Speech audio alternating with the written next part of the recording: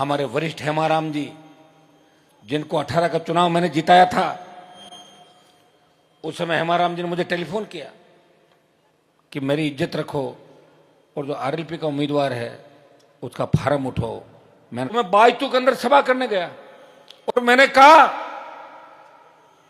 कि गुड़ा मलानी का आरएलपी का उम्मीदवार मेरा नहीं है, वो भाग गया, उसको एक भी वोट मत देना। वहां अपने को उस बुजुर्ग आदमी की लाज रखनी है। ऐसा कोई दूसरी पार्टी का नेता कह सकता है क्या राजस्थान में किसी का औकात है क्या? बताओ मुझे 2 सीट दे दो।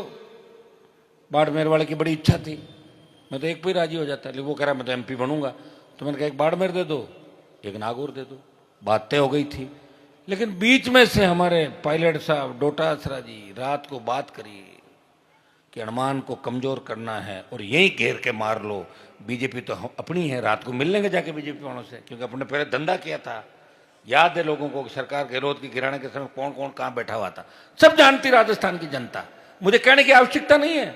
ये सोशल मीडिया बयान और खबर, पहले के समय अखबार नहीं होते थे, अब तो एक क्लिक करो सारे भाषण एक साथ निकलते हैं।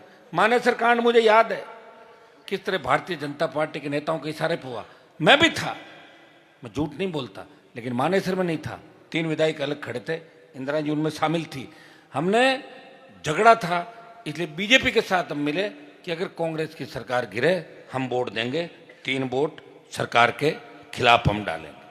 हम मानेसर के अंदर उससे नहीं गए थे, समझ रहे हो तुम लोग, वो अलग कांड था मानेसर का।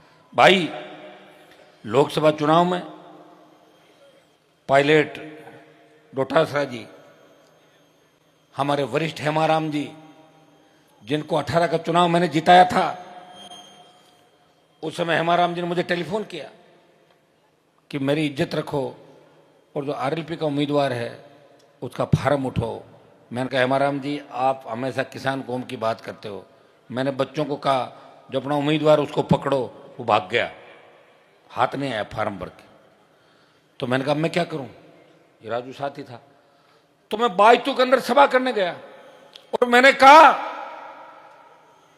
कि गुड़ा मलानी का आरएलपी का उम्मीदवार मेरा नहीं है, वो भाग गया, उसको एक भी वोट मत देना। वहां अपने को उस बुजुर्ग आदमी की लाज रखनी है। ऐसा कोई दूसरी पार्टी का नेता कह सकता है क्या राजस्थान में किसी का औकात है क्या? बताओ मुझे। मैं आज मंच पे देख रहा हूं कई लोग आना चाहते थे, ऐसी कौन सी कांग्रेस की सरकार है? हम कांग्रेस में, कौन मानता तुम्हारे को? कांग्रेस तो 4 भागों में बंटी हुई है, कांग्रेस गहलोत, कांग्रेस पायलट, कांग्रेस जूली और कांग्रेस डोटासरा। 1 2 3 4 कांग्रेस। भाजपा में बीजेपी भजनलाल, दिल्ली संघ कार्यालय, 4 भाजपा।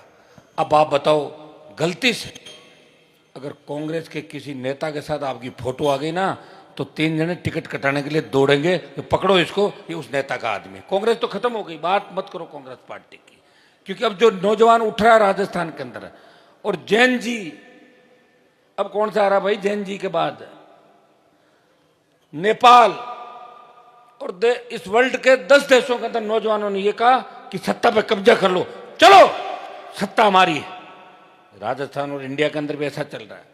अगर ये सरकारें नहीं मानी तो लोग जयपुर के अंदर घुस जाएंगे, दिल्ली की ओर कूच करेंगे और अपना अधिकार खुद ले लेंगे। ये इन किसानों के अंदर ताकत है, इन जवानों के अंदर ताकत है। और कहने की आवश्यकता नहीं, हमारा इतिहास ये बताता है कि भगत सिंह जी जैसे, सुखदेव राजगुरु जैसे लोग, वीर तेजाजी महाराज जैसे लोग, गुरु गोविंद सिंह जैसे लोग, राम साहब पीर जैसे लोग समय समय पर इस समाज को सुधारने के लिए, इस देश को जब आवश्यकता पड़ी, मंगल पांडे, तांत्या टोपे, झांसी की रानी लक्ष्मीबाई, महिला शक्ति भी कमजोर नहीं थी हमारी कभी, उन लोगों ने हंसते हंसते फांसी के फंदे को चूम लिया और भारत माता को आजाद कराया, गुलामी की बेड़ियों से मुक्त कराया। उनके परिवार को राज नहीं मिला, राज मिला था जवाहरलाल नेहरू को। और मजे ले रहे राहुल जी, राजीव गांधी जी, इंदिरा जी जो प्रधानमंत्री बने।